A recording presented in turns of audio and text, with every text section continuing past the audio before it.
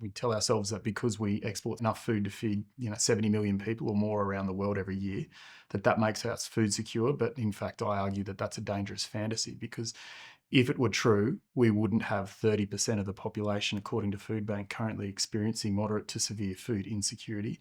And just because we export a lot of bulk commodity doesn't mean we're actually necessarily capable of ensuring that we can get food where it needs to be when it's required at the moment. We've not viewed the food system as a food security ecosystem.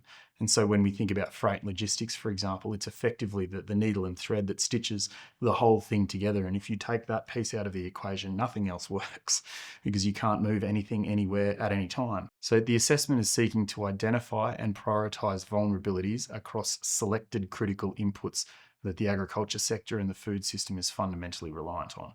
So at the moment, specifically focusing on liquid fuels, given the context that we're operating within, this process is about understanding exactly what the structural vulnerabilities and fragilities are, particularly in our domestic supply chain.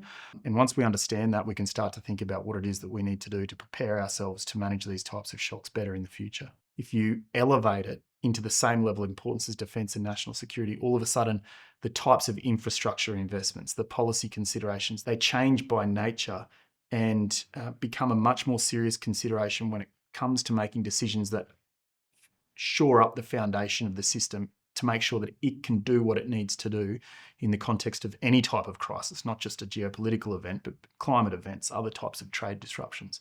When it's seen as a pillar of national security, the decisions that get made are fundamentally more important and elevated because they have to be to ensure national stability.